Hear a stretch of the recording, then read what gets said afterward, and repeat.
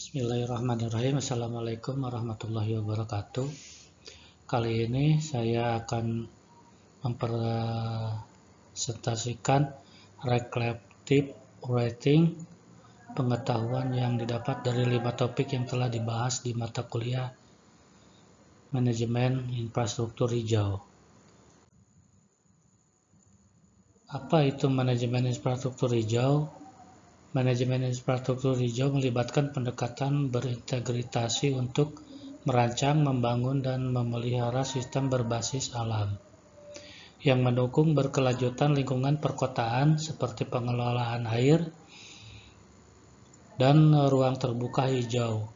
Strategi ini fokus pada pengendalian banjir, meningkatkan kualitas air, dan adaptasi perubahan iklim melalui elemen seperti taman, resapan, jalur hijau, dan drainase alami. Di Indonesia, inisiatif ini mendukung pembangunan nasional berkelanjutan dengan memanfaatkan GIS untuk analisis spasial. Green infrastruktur menurut definisinya ialah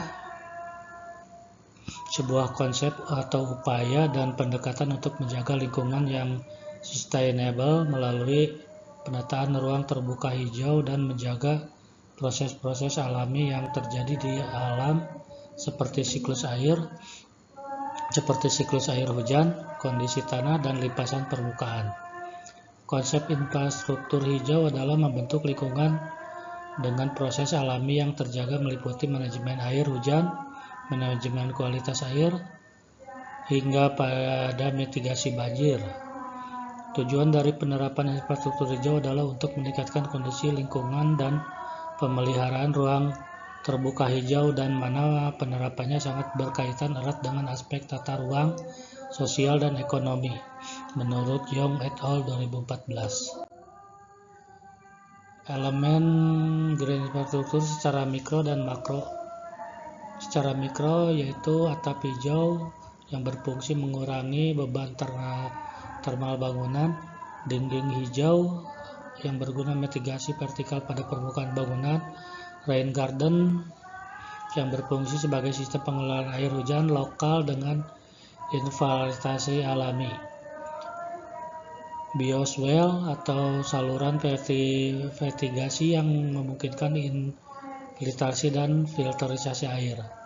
Untuk elemen makro yaitu ruang terbuka hijau atau area vertigasi untuk berbagai fungsi sosial dan ekologis, hutan kota dan taman kota, vertigasi berskala besar dengan pemanfaatan ekologis menyeluruh, koridor hijau, jaringan linear vertigasi yang menghubungkan berbagai kawasan, lahan basah atau ekosistem transisi dengan fungsi hidrologis dan ekologis kaya.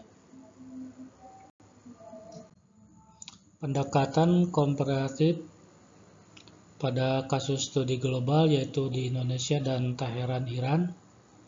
Yang di Indonesia mencakup infrastruktur biru hijau, iklim tropis, adaptasi hidrologis, kebijaksanaan nasional. Untuk di Teheran, GI di iklim arid atau kering, strategis pengelolaan air, tantangan perbedaan iklim, dan pembelajaran aditif. Analisis spasial dengan GIS, pemetaan distribusi spasial, elemen infrastruktur hijau, analisis overlay spasial untuk identifikasi area prioritas, analisis kapabilitas lahan untuk lokasi optimal implementasi, modeling dan simulasi untuk prediksi dampak, analisis hidrologi spasial untuk pengelolaan air. Metodologi analisis yaitu mengidentifikasi dan menganalisis literatur dari berbagai sumber, membandingkan praktek di berbagai konteks geografis, mengekstraksi pembelajaran dan insight lintas konteks, memahami nuansa dan keunikan setiap wilayah, pembelajaran global dan adaptasi untuk konteks lokal. Integritas data multisumber dalam GIS, yaitu dampak biofisik, topografi, hidrologi, tanah, dan vegetasi. Untuk data spesial yaitu batas wilayah, tata ruang, dan infrastruktur. Data sosial dan ekonomi, kepadatan penduduk, ekonomi, dan ekonomi lokal. Data lingkungan meliputi iklim, polusi, kualitas air, dan udara. Data kesehatan yaitu mencakup kualitas hidup dan kesejahteraan masyarakat. Yang berikutnya kompetensi dari pembelajaran JIS, yaitu analisis spasial, mengidentifikasi peluang dan tantangan pembangunan, pemahaman infrastruktur berkelanjutan, konsep dan implementasi, penelitian komparatif atau pembelajaran realitas konteks geografis, integratif kebijakan, menghubungkan teori dan konteks kebijakan, pemikiran holistik, yaitu pembangunan seimbang dan berkelanjutan.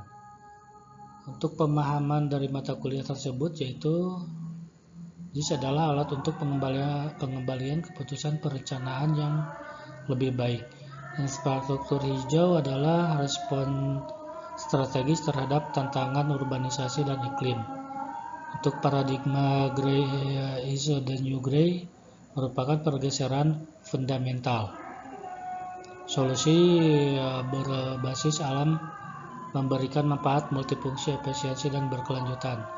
Analisis spasial JIS memungkinkan identifikasi lokal optimal. Untuk kesimpulan yaitu JEI sebagai instrumen pencapaian SDG YES yang mendukung 3 pilar berkelanjutan. Tidak ada solusi universal, adaptasi sesuai kondisi lokal yang diperlukan. Perencanaan berkelanjutan memerlukan pendekatan holistik integrated. Pembelajaran JIS harus kontekstual dan komparatif. JEI menempatkan lingkungan sebagai bagian integral dari infrastruktur modern. Mungkin cukup sekian presentasi dari saya. Assalamualaikum warahmatullahi wabarakatuh.